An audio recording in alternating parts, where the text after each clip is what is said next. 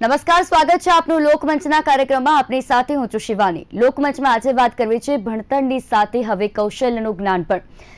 જે આપણે અત્યાર સુધી જોતા આવ્યા છે કે બાળકોને શાળામાં જે ભણતર અપાય છે, જે શિક્ષા અપાય છે, તે બાળકોના ભવિષ્ય માટે ખૂબ જ સારી બાબત હોય છે. અને ભવિષ્યમાં બાળકોને કયો કોર્સ પસંદ કરવો તે પણ તેમના હાથમાં હવે નક્કી થશે. અત્યાર સુધી 1762 એવી સરકારી અને ગ્રાન્ટેડ શાળાઓ છે કે જ્યાં વોકેશનલ કોર્સિસ ભણાવવામાં આવે છે. 1523 જેટલી એવી નવી શાળાઓ છે કે જે નવા શૈક્ષણિક સત્રથી આ શાળાઓમાં પણ હવે વોકેશનલ કોર્સ એટલે કે આઈટી, બેન્કિંગ, એઆઈ ને લગતા જે વિવિધ કોર્સિસ છે, 16 જેટલા કોર્સનો સમાવેશ કરવામાં આવ્યો છે. એટલે કે હવે બાળક પુસ્તકના જ્ઞાનની સાથે પ્રેક્ટિકલ જ્ઞાન પણ મેળવશે અને રોજગારની તકો માટે પણ બાળકો માટે ધોરણ 9 થી જ દરવાજા ખુલ્લા થઈ જશે. એટલે ધોરણ 9માં ભણતું બાળક પણ એ નક્કી કરી શકશે કે તેને કયા કોર્સમાં વધારે જવું છે અને કઈ ફિલ્ડમાં તેને સૌથી વધારે રુચિ છે. તે પ્રમાણે તે તેનું આગળનું ભવિષ્ય નક્કી કરશે. કયા ધોરણમાં તેને કેવી રીતે ભણવું છે, તેને કોમર્સ લેવું છે, સાયન્સ લેવું છે, આર્ટ્સ લેવું છે કે તેને કોઈ આઈટી ફિલ્ડમાં જવું છે, દરેક વસ્તુ જે છે તેને આ ધોરણ 9 થી ખ્યાલ આવશે. આ જે સરકાર દ્વારા પહેલ કરવામાં આવે છે તે એક મહત્વના મુદ્દા એ પણ છે તેમાં કે તેને કારણે ડ્રોપઆઉટ રેશિયો પણ ઘટી શકે છે. કારણ કે બાળકોને ભણતર સિવાયનું અન્ય જ્ઞાન એટલે કે તેમના જ ભવિષ્યના સારા માટે જો આપવામાં આવે તો બાળકોની પણ તેમાં રુચિ જળવાય. હવે વાસ્તવિકતા શું છે? 1500 જેટલી જે શાળાઓમાં જે કરવાની છે, નવી શૈક્ષણિક સત્રથી તેની શરૂઆત કરવાની છે. 1700 શાળાઓમાં તો વોકેશનલ એજ્યુકેશન છે તે ભણાવવામાં આવી જ રહ્યું છે. તે શાળાઓની શું પરિસ્થિતિ છે, ત્યાંના બાળકો કેટલી રુચિ ધરાવી રહ્યા છે, વાલીઓનો શું અભિપ્રાય છે, આ દરેક વિશે આપણે વાત કરીશું. અને ભવિષ્યમાં પણ બાળકો માટે આ વોકેશનલ શિક્ષણ જે છે કેટલું સારું સાબિત થઈ શકે છે, દિશા નક્કી કરનારું માનવામાં આવી રહ્યું છે, તેના વિશે આપણે વાત કરીશું. આપણી સાથે ચર્ચામાં જોડાયા છે ઉમેશ જોશી કે જેઓ શિક્ષણવિદ છે. ઉમેશજી, આપનું હાર્દિક સ્વાગત છે. સાથે મગન સોલંકી જોડાયા છે, આચાર્ય છે, નાલંદા વિદ્યાલય સુરતથી. મગનજી, આપનું હાર્દિક સ્વાગત છે. ડોક્ટર વિજય ઠક્કર જોડાયા છે શિક્ષણવિદ તરીકે. ડોક્ટર વિજયજી, સ્વાગત છે આપનો કાર્યક્રમમાં. Thank you. ઉમેશજી, ભણતર સાથે રોજગારની તૈયારી. આપણે જ્યારે પણ શાળામાં વિદ્યાર્થી ભણવા જાય છે ત્યારે વાલીઓ પણ એ જ ઈચ્છતા હોય છે કે તેમનું જે બાળક છે ભણતરની સાથે ગણતર પણ શીખે અને તેની સાથે ઇતર પ્રવૃત્તિઓમાં પણ ધ્યાન દે. ઇતર પ્રવૃત્તિઓની સાથે સાથે જે હવે આ કૌશલ્ય જ્ઞાન આપણે વાત કરી કે બાળકો હવે ભણતરની સાથે કૌશલ્ય જ્ઞાન પણ મેળવશે. સૌપ્રથમ તો જે 1700 શાળાઓની વાત કરી ત્યાં પણ અત્યાર સુધી જે ભણાવવામાં આવી રહ્યું છે, હવે 1500 બીજી નવી શાળાનો સમાવેશ થવા જઈ રહ્યો છે. શું કહેશો? સરકારની આ પહેલ જરૂરી છે, સારી છે. અને એવું કહી શકાય કે એકલું ભણતર કામ કર્યા કરતા ભણતરની સાથે ગણતર ઉમેરાય ને તો એની જાતે સ્કિલ ડેવલપમેન્ટ થાય છે. જેમ કહેવાય કે ભણતા ભણતા સંગઠનની વાતે એ પીટીમાં રમે, ગેમ રમે, વસ્તુ કલોહલ વચ્ચે રમે, દોડાદોડી કરે, શારીરિક મજબૂતાઈ મેળવે, એમ કેટલીક કસરતો પણ જરૂરી છે. શારીરિક કસરત, માનસિક કસરત બધી જરૂરી છે. અને આ બધાની સાથે તમે જ્યારે કોઈ ટ્રેનમાં બેસો છો તેનું છેલ્લું સ્ટેન્ડ કયું છે એને આપણને ખબર હોય. જેમ કે દિલ્હી જવું હોય તો દિલ્હીના ટ્રેનમાં બેઠા. એમ હું મારા જીવનની કેડી 15 વર્ષ કે 17 વર્ષ ભણ્યા પછીથી ક્યાંક વ્યવસાયમાં જવાનો છું. એટલે કે આફ્ટર ઓલ એજ્યુકેશન પછીથી વ્યવસાય જરૂરી છે. તો મારે નાનપણથી એવા પ્રકારની ટેવ બાળકને અપાવવી જોઈએ કે જેને કારણે જેની ચોકસાઈ વધે, એની કામ વધે, કામ કરવાની શૈલી વધે, રુચિ વધે અને કોઈ એક પ્રકારના કામમાં વધુ રસ ધરાવે તો એ કામ માટે શિક્ષક અને શાળા એને ચોક્કસ પ્રલોભન આપે અને એમ કે તું આ પ્રકારની સ્કિલ કેળવો તો ભવિષ્યમાં તું કોઈ જગ્યાએ હાઈ સ્કિલમાં કામ કરી શકે. એટલે એવા આશયથી સરકારે આ એક નવો પ્રયાસ શરૂ કર્યો છે. પહેલા ચાલતો હતો પરંતુ બહુ ઓછા પ્રકાશમાં હતો. અને આ નવી શિક્ષણ નીતિનો એક ભાગ છે કે ડિગ્રી સાથે સ્કિલ આપવું એ અભ્યાસનો એક મહત્વનો પાયો NEP 2020માં લેવાયો છે. એ જરૂરી એટલા માટે છે કે આજથી 10-15 વર્ષ પહેલા આપણે પેપર ખોલીએ, જાહેર ખબરની ખબર વાંચીએ તો કોલેજોની ડિગ્રી અને જાહેર ખબરની ડિગ્રી મેચ જ થતી નથી. જેને કારણે નોલેજ છે, મગજમાં છે, પણ એને યુઝ કરવા માટેની પ્રક્રિયાઓ હોતી નથી. એટલે આ NEP 2020ની અંદર એક બહુ જ સારો પ્રયાસ છે. જે પ્રયાસ સર્વગ્રાહી રીતે બધા જ વ્યક્તિએ, શાળાના શિક્ષકે, આચાર્યએ સર્વસંમતિથી યોગ્ય રીતે પાર પાડવો પડશે તો જ નીતિ સફળ થશે. નીતિમાં કોઈ ફેરફાર નથી. નીતિ જરૂરી છે, ઘણા વખતે લાગુ પડે એવી હતી. ભૂતકાળમાં નીતિ હતી પણ છૂટી છવાઈ હતી. વ્યવસાયલક્ષી કાર્યક્રમ ચાલતો હતો, આઈટીઆઈ પણ ચાલે છે. શક્યતા એવી પણ કહી શકાય કે કોઈ એવું કહી શકે કે આ બધું નવું નવું કર્યા કરતા પહેલા આઈટીઆઈ નો વિકાસ કરો ને, આઈટીઆઈ ને મજબૂત બનાવો, પછી તમે નાખો. પરંતુ નવી શિક્ષણ નીતિનો એક બેઝિક પાયો છે કે બાળક 9મા ધોરણથી ભણતો ભણતો એક સામાન્ય સ્કિલ બની શકે. પણ કેટલીક વખત કેટલાક નિયમો એવા થાય છે ને કે આપણને થોડોક ડર લાગે. શિક્ષક તરીકે મને બહુ ડર લાગે. કેમ કે મને બે કહેવતો ખબર છે. એમ કહી શકાય કે બોલે એના બોર વેચાય, ન બોલે એમાં નવ ગુણ. બંને કહેવતો સાચી છે, પણ ક્યારે કઈ જગ્યાએ વાપરવી એનો પ્રયત્ન સંસ્થા અને વ્યક્તિ કરે સારું. જેમ કે વ્યવસાય કાર્યક્રમની અંદર એક સમય આપણે એમ પણ કહીએ છીએ કે બાળ રોજગારી નહીં કરવી, તો વ્યવસાય કાર્યક્રમની અંદર સ્કિલ આપવાની અંદર કેટલીક રોજગારી ઉભી થશે. તો એવા સમયે આ વિસંગતતા ઉભી થાય એ પણ ધ્યાન રાખવું પડશે. એ શાળાઓની જવાબદારી વધી જશે કે જ્યાં એક સમય આપણે એવું કહેતા હોય કે બાળ મજૂરી જરૂરી નથી, બાળ મજૂરી કાયદાની વિરુદ્ધમાં છે. આપણે સ્કિલ શીખવાડીએ ત્યારે એનો ઉપયોગ કરીએ છીએ. નાના બાળકો કંઈક કામ કરતા હોય, અરે મોટા મોટા ટીવી શો ની અંદર નાચે, તો એમાંથી થતી કમાણીની અંદર બાળ રોજગારી કહેવાતી નથી. અને મા બાપને તકલીફ, ચાની કેટલી પર બેઠેલો નાનો બાળક પોતાના બાપને મદદ કરતો હોય તો એને બાળ રોજગારી કહેવાય છે. આ બધા જ મુદ્દાને ક્લચમાં રાખી નવી વસ્તુ ડેવલપ કરવી પડે એવી છે, અને એવા આશયથી આ એનઈપી શરૂ કરી છે, જેને કારણે આ બધું બેલેન્સ થઈ શકશે. પણ બેલેન્સ કોને કરવાનું છે? શાળાથી શરૂઆત કરી એટલે શાળા પર નપશે નહીં, શિક્ષકો પર નપશે નહીં, આચાર્ય પર નપશે નહીં. આ બધા સંગઠનથી કરવું પડશે. એટલે પહેલા એક પ્રકારનો આશય સંગઠિત કરવું પડશે, અને જે શરૂ કરીએ છીએ એ બંધ કરવાનો વારો ના આવે. એની કન્ટિન્યુઅસ વધે અને એનું કબીર વડ બને, વડ નહીં કબીર વડ બને, એવા પ્રકારના આશય શરૂઆત થાય એવી મારી ગણતરી છે. જી ચોક્કસથી ઉમેશજી. અને કોઈ પણ જગ્યાએ દરેક જે વિદ્યાર્થી છે તેના અંદર કેવા પ્રકારનું કૌશલ્ય છે કે તેનામાં કેટલી આવડત છે, કારણ કે બાળકને નાની ઉંમરથી જે શીખવાડવામાં આવે તેમાં તેની કેમાં રુચિ છે તે આપણે જાણવાનો જો પ્રયત્ન કરીએ તો બાળકને પણ ખ્યાલ આવે કે તેને કઈ વસ્તુમાં વધારે રસ છે અને તેને શેમાં આગળ વધવું જોઈએ. એવી જ શાળાઓ સાથે જ્યારે આપણે વાત કરી કે 1500 જેટલી શાળાઓમાં શરૂ થવાનું છે અને 1762 એવી સરકારી અને ગ્રાન્ટેડ શાળાઓમાં પહેલેથી જ આ વોકેશનલ કોર્સ કાર્યરત છે. તેમાંની જ એક શાળા એટલે કે નાલંદા વિદ્યાલયમાંથી આપણી સાથે મગનભાઈ છે. મગનજી, જ્યારે વોકેશનલ કોર્સની આપણે વાત કરી રહ્યા છે, તમારી શાળામાં જે ચાલી રહ્યું છે વોકેશનલ કોર્સિસ, સૌપ્રથમ તો કયા કયા કોર્સિસ છે કે જે ભણાવવામાં આવી રહ્યા છે વિદ્યાર્થીઓને, અને તેના વિશે માહિતી આપશો કે બાળકોને તેને કારણે કેટલી રુચિ તેમાં કેળવાઈ રહી છે? જી અનમ્યુટ કરજો મગનજી.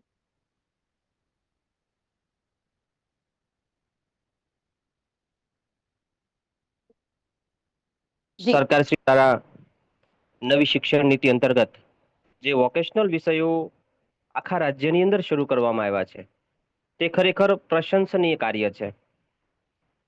જે બાળકને જે વિષયમાં રુચિ હોય, રસ હોય, એમાં જ તે બાળક આગળ વધી શકે છે અને એમાં એ પગભર થઈ શકે છે, રોજગારી મેળવી શકે છે. અમારે ત્યાં નાલંદા વિદ્યાલયમાં આઈટી નો કોર્સ ચાલે છે અને beauty parlour, beauty and wellness નો કોર્સ ચાલે છે. ખરેખર આ બંને કોર્સની અંદર વિદ્યાર્થીઓ ખૂબ જ રસથી ભણી રહ્યા છે, અને દીકરીઓ પણ ઘણા બધા અલગ અલગ પ્રેક્ટિકલ અનુભવથી આ બ્યુટી પાર્લરનો કોર્સ શીખી રહી છે, અને પગભર થવા માટેની તેઓ હિંમત એકત્ર કરી રહ્યા છે કે જેથી કરીને તેઓ, તેમના માતા પિતા પણ એવું ઈચ્છે છે કે પોતાનું સંતાન મોટું થઈને આ પગભર થઈને પોતાની કમાણી કરી શકે. અને સાથે સાથે આઈટી ના ક્ષેત્રની અંદર બાળકો અત્યારે કમ્પ્યુટરનું નોલેજ પ્રાપ્ત કરીને એ ખૂબ જ પોતાને જે દિશામાં આઈટી ના ક્ષેત્રની અંદર આગળ વધવું છે એમાં તેઓ ખૂબ આગળ વધી શકે છે.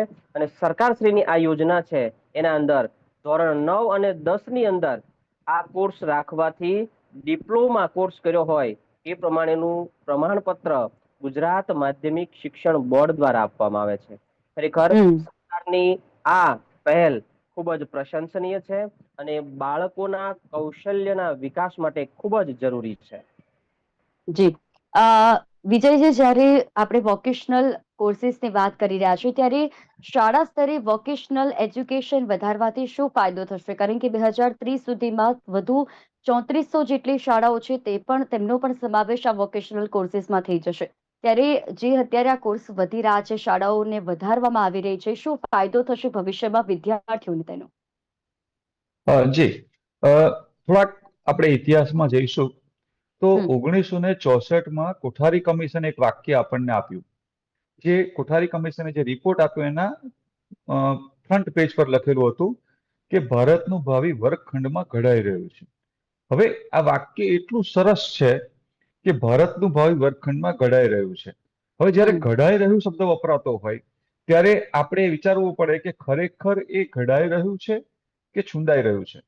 હવે જી. કઢાઈ શબ્દ એટલા માટે વપરાય છે કારણ કે એનું ખરેખર સાચી સ્થિતિમાં ઘડતર થાય. હવે ઘડતર છે ને એ કોઈ એક અંગનું ના થાય, એ સર્વાંગી બરોબર. થવું જોઈએ.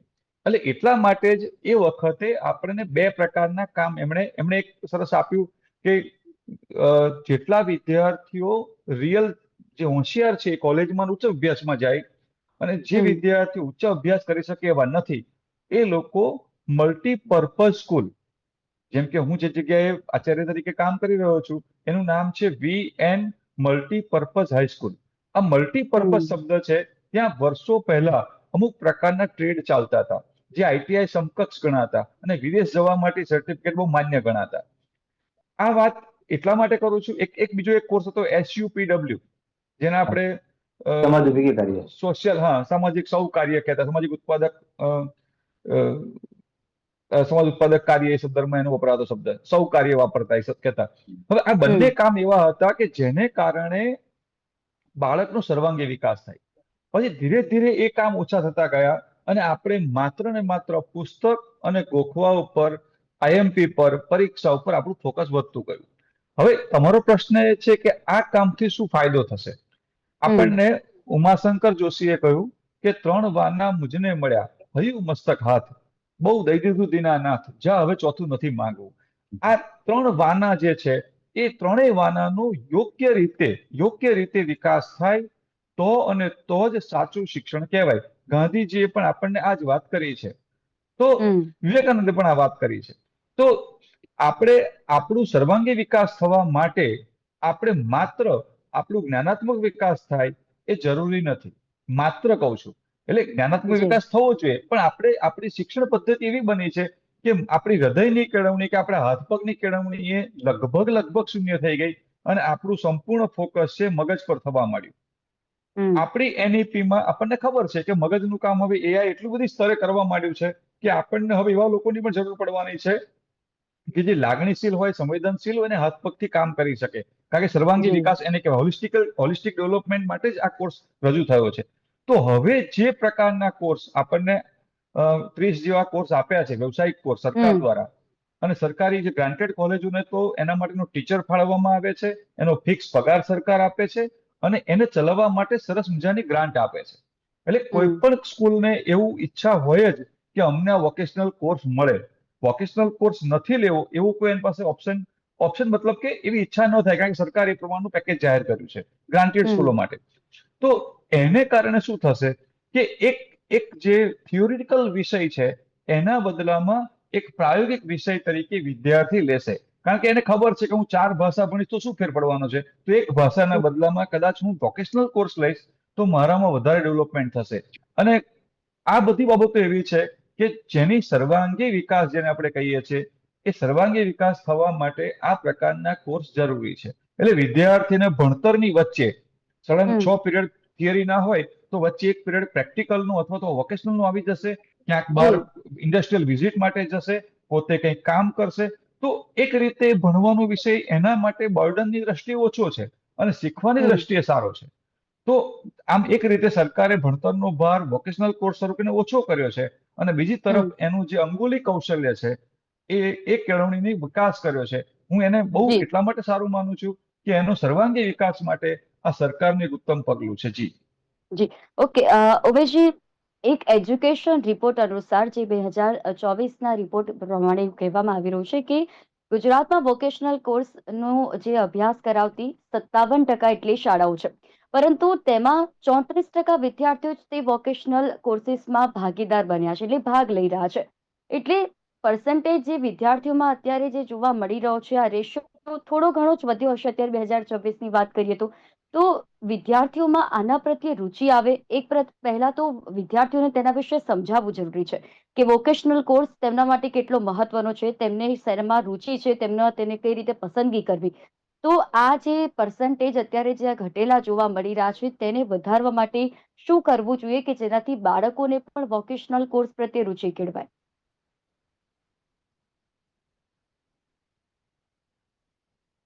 જી, ઉમેશજી, ટેકનિકલ ઇશ્યુ છે, આપણે વાત કરીએ આગળ. મગનજી, જ્યારે આપણે અત્યારે વોકેશનલ એજ્યુકેશનની વાત કરી રહ્યા છે, તમારી શાળામાં જ્યારે તમે આ બંને કોર્સ ભણાવી રહ્યા છો, જે વિદ્યાર્થીઓની રુચિની આપણે વાત કરી, તો વિદ્યાર્થીઓને કેવા પ્રકારની રુચિ છે અને તેમના તરફથી શું કહેવામાં આવી રહ્યું છે કે તેમને આ કોર્સ ભણીને કેવો અનુભવ થઈ રહ્યો છે? મગનજી. આજની જ વાત કરું તો આજે મારી શાળાની અંદર હમ. ધોરણ 9 અને 10 ના વાલી મિત્રોની મીટિંગ વોકેશનલ વિષય અંતર્ગત જ બોલાવવામાં આવેલી. ઓકે. એમાં વાલી મિત્રોને હા. વોકેશનલ વિષય અંતર્ગત ખૂબ જ માર્ગદર્શન આપવામાં આવેલું છે અને વાલી મિત્રોનો પણ એટલો બધો ઉત્સાહ હતો કે ખરેખર આ હમ. વિષય લેવા જેવો છે. કારણ કે ધોરણ 10 ની અંદર પણ જે વિદ્યાર્થી 9 થી વોકેશનલ વિષય રાખેલો હોય, ધોરણ 10 માં એ વિદ્યાર્થીને 30 માર્ક્સનું બોર્ડનું પેપર હોય, બાકી પ્રેક્ટિકલ હોય છે, પ્રેક્ટિકલના હમ. માર્ક્સ હોય છે. એટલે એ દ્રષ્ટિએ ખૂબ સરળ છે અને સરસ મજાનું પણ છે.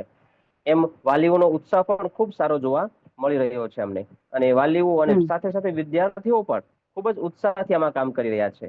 બીજું કે વધારે મારે એક વસ્તુ કહેવું છે કે હમ. સરકાર આ જે વોકેશનલ વિષય લાવી છે ખૂબ સરસ છે, પણ બાળકને જે પ્રેક્ટિકલ કરાવીએ છીએ, માનો કે અત્યારે હમ. આઈટી કે બ્યુટીની અંદર આપણે પ્રેક્ટિકલ કરાવીએ છીએ, જી. એની સાથે સાથે જીવનલક્ષી શિક્ષણ પણ શાળાઓમાંથી મળવું જોઈએ. જેમ પહેલા મળતું હતું, જેમ કે પહેલા જ્યારે આપણે ભણતા હતા તેવા સમયે શાળામાં જાતે જ સફાઈ કરતા હતા, જાતે જ હમ. નાનું મોટું કામ કરતા હતા. એનાથી વિદ્યાર્થીઓમાં એકબીજા પ્રત્યેની આત્મીયતા, પ્રેમ ભાવ, ઘણા બધા ગુણોનો વિકાસ થાય. એવું થોડું ઘણું થવું જોઈએ, તો જ બાળક પોતાના તમામ ક્ષેત્રોની અંદર આગળ વધી શકે અને એને કોઈ પણ કામ પ્રત્યે નાનપ ન લાગે અને એ હમ. ખૂબ જ સરસ રીતે બધું જ કામ કરી શકે. એવું થોડું ઘણું સરકાર તરફથી પણ થાય તો એ ખૂબ સરસ કાર્ય થશે અને જી. તો જ બાળક પોતાના ભવિષ્યની અંદર એ ખૂબ સારો એક નાગરિક, ઉત્તમ નાગરિક અને હમ. સારો રાષ્ટ્ર નિર્માતા બની શકે છે. ઓકે, એટલે એમ કહેવાય કે બાળકોનો સર્વાંગી વિકાસ શાળામાં જ કરવામાં આવે કે જેથી તેને દરેક રીતે તેને સંસ્કાર પણ મળી રહે, ત્યાં જ સંસ્કૃતિ પણ મળી રહે અને શિક્ષાનું હા. જ્ઞાન પણ ત્યાં જ મળી રહે. ઉમેશજી, આપણે વાત કરી રહ્યા હતા કે ગુજરાતમાં વોકેશનલ કોર્સનો જે અભ્યાસ કરાવતી 57% શાળાઓ છે, જેમાં 34% જેટલા વિદ્યાર્થીઓ છે કે જે વોકેશનલ કોર્સની પસંદગી કરી રહ્યા છે. હવે વિદ્યાર્થીઓનો ઘટતો જે રુચિ જે છે, તેમને પહેલા તો એ જ સમજાવવું જરૂરી બનતું હોય છે કે વોકેશનલ કોર્સ શું છે, જેનાથી તેમને તેના પ્રત્યે રુચિ કેળવાય અને વિદ્યાર્થીઓ પણ વોકેશનલ કોર્સમાં રસ ધરાવતા રહે. તો શું કરવું જોઈએ એનાથી કે જેનાથી વિદ્યાર્થીઓમાં રુચિ કેળવાય અને જે આ પર્સન્ટેજ ઘટી રહ્યા છે તેને વધારવા માટે શું કરવું જોઈએ? સોરી, એમાં કનેક્શન નીકળી ગયું હતું. આ લોકોનો વ્યવસાયિક માર્ગદર્શન વધારવા માટે એક મોટી અવેરનેસ એટલી કે બાળક જે ફિલ્ડમાં બેઠો છે એને આ બધું કરવાની સાથે 10+2+1+1 પછીથી ક્યારેક એને નોકરી કે જોબ કરવાની છે. એટલે હમ. કે સમાજમાંથી એને પૈસા લાવવા માટેનું કોઈક પ્રકારનું એને આવડત આવી જોઈએ. એ આવડત કેળવવા માટેના પ્રયોગો અહીંયા ચાલી રહ્યા છે. પણ વોકેશનલ પ્રોસેસનું એક મોટું ફેરફાર, તકલીફ જે ભારતમાં, ભારત સરકારમાં, ભારતની રાજકીય અને મેથોડોલોજીની અંદર એક મોટો પડકાર કહેવાય કે 30-30 વર્ષથી ચાલતા કોર્સોમાં હજુ આજે પણ બદલાવ નથી કર્યો આપણે. હમ. એઆઈ નો જમાનો આવ્યો, કોમ્પ્યુટર આવ્યો, આ આવ્યો, તે આવ્યો. એટલે આપણામાં જો વ્યવસાય વિશે કાર્યક્રમ કરવો હોય ને તો તમારે દરેક 2 થી 3 વર્ષે કોર્સ બદલવો પડશે. શિક્ષકોએ અપડેટ રહેવું પડશે, ટ્રેનિંગ આપવી હમ. પડશે. જો અત્યારે હું બ્યુટિશિયનનો કોર્સ કરવાની વાતચીત કરીએ તો અત્યારે બધા બહાર કરાવી શકે છે, ફેર પડતો નથી. પરંતુ એઆઈ આઈટી સાથે સંકળાયેલા, ઓટોમોબાઈલ સાથે સંકળાયેલા, એમાં એટલા બધા લાઈવ કોર્સીસ ચાલતા હોય છે જેની અંદર સતત ફેરફાર જરૂરી છે. અને સતત ફેરફાર માટે તકલીફ શું પડે છે, સ્કૂલમાં આવે ને એટલે એક અભ્યાસક્રમ માગીએ, ચોપડી માગે, વાલી પણ અભ્યાસક્રમ માગે, શિક્ષક પણ અભ્યાસક્રમ માગે, ચોપડી માગે, એટલે એ છપાવવાનો ખર્ચો બધું રોટેશન બહુ તકલીફ પડે છે. એની સાથે સાથે બીજું એક જે ગુજરાત સરકારમાં ની આખા વર્લ્ડની અંદર કેટલીક વસ્તુ થઈ ગઈ છે, પ્રાઇવેટાઇઝેશન. જો વોકેશનલ કોર્સીસ સરકારમાં ચાલે છે ત્યાં સુધી બહુ જ વ્યવસ્થિત છે, કઈ વાંધો નથી આવવાનો. પરંતુ એ પ્રાઇવેટ સ્કૂલો જોડે, પ્રાઇવેટ અફોર્ડ જોડે થઈ જતું તો એ કેટલાકની માલિકીનું થઈ જશે. બિલકુલ, એટલે બદલાવ જરૂરી છે. એટલે કે કોઈ પણ આપણે વોકેશનલ કોર્સની વાત કરીએ એમાં જે ફેરફાર લાવવા જરૂરી બનતા હોય છે. કોઈ પણ કોર્સ જો કોઈ શાળા ભણાવી રહી છે તો તેમાં સરકાર દ્વારા પણ એવા પ્રયત્ન કરાય કે બાળકોને જે આ કોર્સ છે તેના વિશે માહિતી પહોંચે અને સાથે તેમનામાં ફેરફારો જે પણ સમય અનુસાર આવતા હોય છે તે ફેરફાર લાવવા પણ કોર્સમાં જરૂરી બનતા હોય છે. વિજયજી, જ્યારે આ વોકેશનલ કોર્સની વાત કરવામાં આવે તો તેનાથી એમ લાગે કે જે ડ્રોપ આઉટ રેશિયો છે તે પણ ઘટી શકે છે અને તેને કારણે બાળકો માટે ભવિષ્યના માર્ગ મોકળા બની શકે છે, તેમની કારકિર્દીના માર્ગ મોકળા બની શકે છે. જી, હું તમને પહેલા એક પ્રશ્ન, તમારો આગળના પ્રશ્નનો જવાબ આપું કે શા માટે વિદ્યાર્થીઓની સંખ્યા ઓછી છે, તમે ટકાવારીની દ્રષ્ટિએ. જી. તો એમાં કેવું હોય કે એક સ્કૂલ છે, એમાં 9મા ધોરણ કે 11મા ધોરણના 5 ક્લાસ છે. હવે એ સ્કૂલમાં વોકેશનલ ટ્રેડ મળ્યો હોય તો વોકેશનલ ટ્રેડમાં વધુમાં વધુ વિદ્યાર્થી સમાવવાની શક્યતા 60 છે, કારણ કે એમાં ટ્રેડમાં વધારે નથી મળતા. તો એ લોકો વધારાના વિદ્યાર્થીઓને ત્યાં સમાવી ન શકે.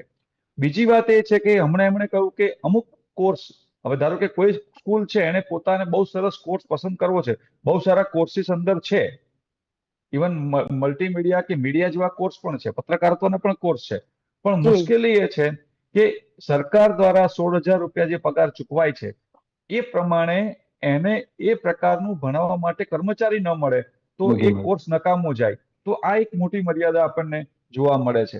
હવે વાત થઈ ડ્રોપ આઉટની. તો કોઈ પણ વિષય હોય, જો એ વિષય સામાન્ય બાળકને રસ રુચિ ઊભી કરી શકતો હોય, કારણ કે સૌથી વધારે ભણવામાં કંટાળો આવતો હોય તો એ સ્લો લર્નર બાળકને આવતો હોય, એને પેલું ગણિત સમજાતું ના હોય, તો સ્લો લર્નર બાળકો તમામને આ વોકેશનલ કોર્સ બહુ જ ગમે છે. એના માટે એ એકદમ, હું એમ કહું ને, પેરેન્ટિંગ કોર્સ છે. એટલે સૌથી વધારે એને ટીચર ગમે, સૌથી વધારે એ ક્લાસમાં વધારે વાર જાય. તો આવા પ્રકારના કોર્સને કારણે એને જે પેલું સ્કૂલમાં કંટાળો આવવો, સ્કૂલમાં ન જવું, સ્કૂલમાં જવાનું ન ગમવું, અથવા તો બાકીના બધા ટીચરનો, બધા વિષયનો જે ભાર છે એ ભાર એને પ્રમાણમાં વોકેશનલના કોર્સમાં ઓછો લાગે છે, કારણ કે એનું માઇન્ડ છે ને એટલું મિકેનિઝમ વધારે વર્ક કરે છે, પેલું સૂત્રોને યાદ રાખવાને, ગોઠવવાને, ગોખવું ને એ બધું એના કરતા. તો આવા કારણસર જે વિદ્યાર્થી ડ્રોપ આઉટ થવાના છે એ બચી જાય છે.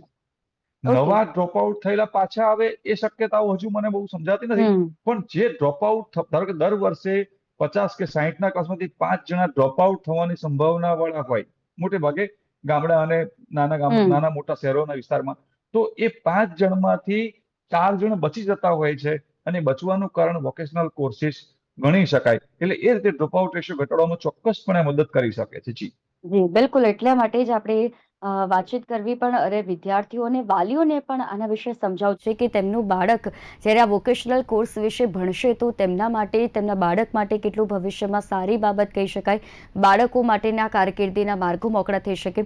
આપ ત્રણે અમારી સાથે આ વિશેષ ચર્ચામાં જોડાયા તે બદલ આપ ત્રણેયનો આભાર. તો લોકવચના કાર્યક્રમમાં આજે વાત કરી કે બાળકોને ભણતર સાથે જ્યારે કૌશલ્યનું જ્ઞાન આપવામાં આવે છે તો બાળકો માટે સર્વાંગી વિકાસ થતો હોય છે. સાથે એ પણ વાત જાણવા મળી કે તેની પણ એક મર્યાદા છે અને મર્યાદાને જે સરકાર તરફથી પણ એવા પ્રયત્નો કરવા જોઈએ કે વોકેશનલ કોર્સમાં જે ફેરફારો કરવામાં આવી રહ્યા છે, જે કોર્સ નવા લાવવામાં આવી રહ્યા છે, પરંતુ જે કોર્સ ચાલી રહ્યા છે તેમાં જો બદલાવ સમયાંતર કરવામાં આવે, એટલે કે જેમ જેમ સમય આગળ વધે છે તેમ તેમ નવી વસ્તુ જો તેમાં ઉમેરવામાં આવે તો બાળકને પણ રુચિ કેળવાય અને જે શિક્ષકો છે, શિક્ષકોને પણ તેના પ્રત્યે વધારવામાં આવે કે જેથી બાળકો પણ વધુમાં વધુ આમાં ભાગ લઈ શકે. તો પ્રયત્ન એવી રીતે થાય કે વાલીઓને પણ સમજાવવામાં આવે કે તેમના બાળકો જ્યારે આ વોકેશનલ કોર્સ ભણશે તો તેમના બાળકોના ભવિષ્ય માટે કેટલી સારી બાબત કહેવાશે, તેમના કારકિર્દી માટે તેમની સારી બાબત ગણાશે. માટે વોકેશનલ કોર્સ જરૂરી છે. વિદ્યાર્થીઓ માટે ડ્રોપ આઉટ રેશિયો પણ ઘટી શકે છે. લોકમંચના કાર્યક્રમમાં હાલ બસ આટલું જ. ફરી મળીશું નવા વિષયની સાથે. ત્યાં સુધી મને રજા આપશો. નમસ્કાર.